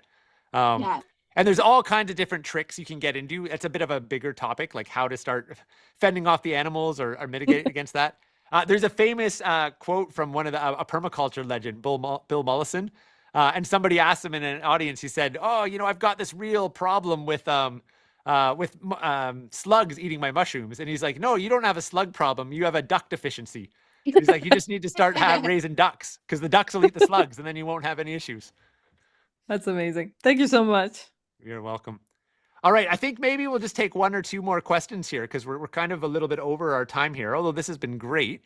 Yeah, I know Michael. I don't know if that's Michael. Yeah, I think that's Michael there. Is that hand up for a bit? Or Michael? Oh, miscellaneous. That's hilarious. Oh my goodness. Okay, miscellaneous. Hi, yeah, sorry, my name's Michaela, and that's my weird screen name. Oh, Michaelananius. Nice. Michaelanius. That's why it was throwing me on. Michaelanius. No, that's on me. Yeah, I just had a quick question. So I live in Penticton, British Columbia. I've tried twice now to inoculate logs with shiitake. I don't know whether my region is just too dry and desert-like, but there's not a lot of humidity here. I have since pivoted to trying monotubs because I can Nice. just sort of control the environment so much, so with so much more control. The last couple monotubs I have tried, I have been thwarted by mold. So I was just wondering, when it comes to growing mushrooms in monotubs, and it could be like shiitake or lion's mane, whatever have you, um, what are the best ways of preventing mold from growing in a monotub? Because you want to keep the humidity up, but that's also risk of mold if there's too much water, I guess, inside. And then if mold does break out, is there a way to save it? Because I just see it, I freak out and throw out my mushrooms. Yeah. Do you want to take Do that you one, want to take Jessica? this I one? could answer, but I feel like you're the real pro there. So Well, I have to say that mold is the bane of mushroom growing because mushrooms and molds like to grow in the same kind of damp and warm environment.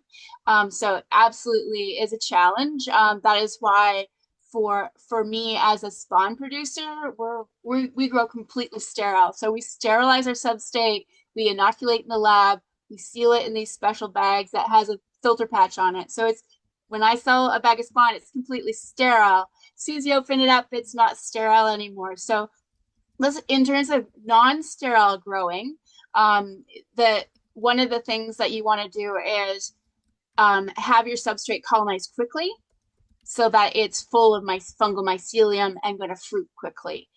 So high inoculation rates and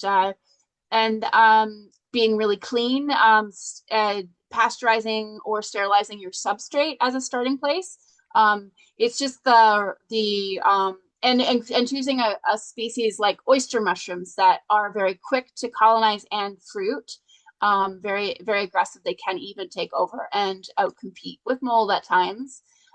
So those would be my my suggestions. Anything you wanted to add to that, Chris? have you tried doing oysters? Because if you haven't, have you tried oysters yet?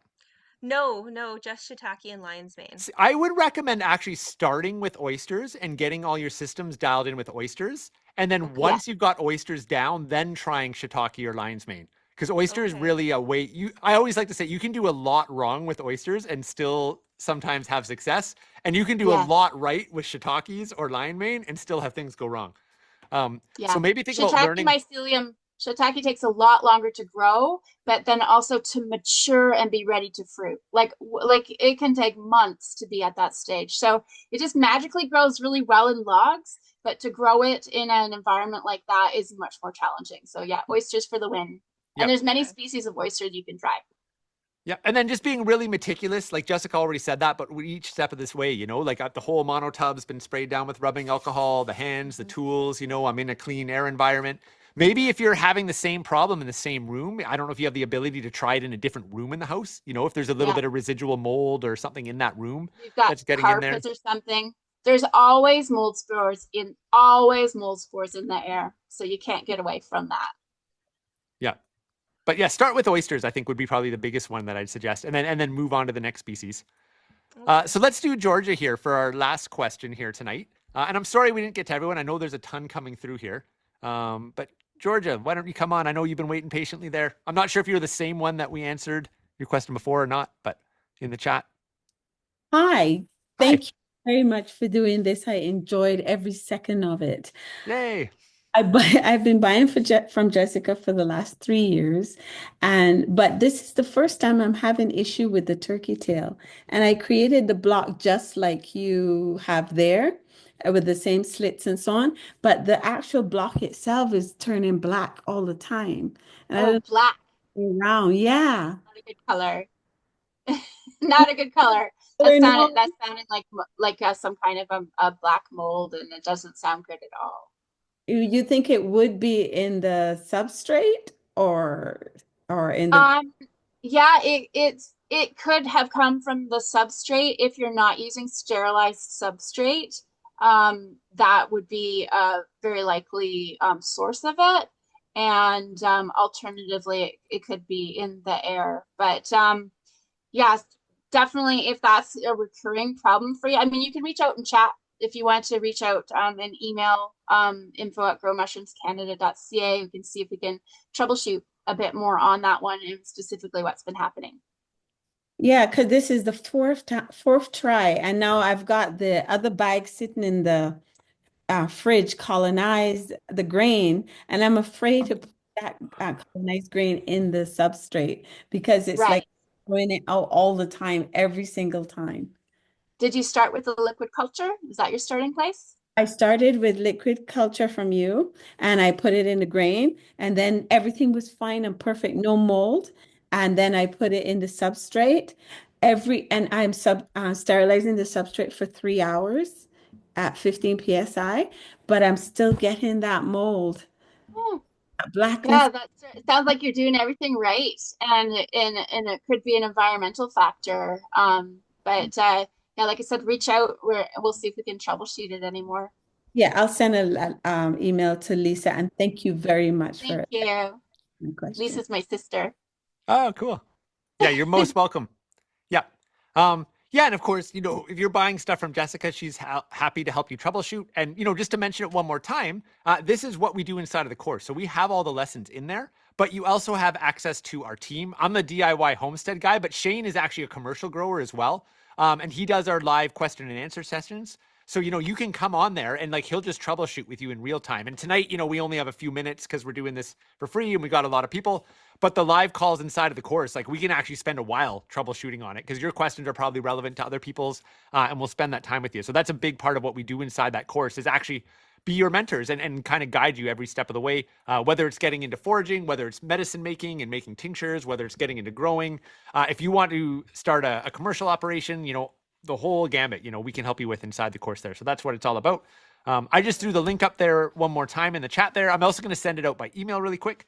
Also remember the, what is it again there, Coupon Jessica? code? Yeah, what is the coupon code again? It's webinar 26. webinar 26 at growmushroomscanada.com. The link's there for the $150 off. Remember, the $150 off sale is basically just on for the next kind of hour after this class, but there's $100 off for the next week. So if you're watching the replay, you can get that. The 150s for the special folks that are here tonight. And thank you so much for joining us. I hope you enjoyed it. I hope you learned a lot. I have a ton of fun doing this. I know Jessica loves it too. Yeah, get out there, have some fun. This is my reishi experiment. I'm loving it. Isn't that beautiful? Awesome. Okay, have a great night, everybody. Thank you for joining. Thanks for joining us.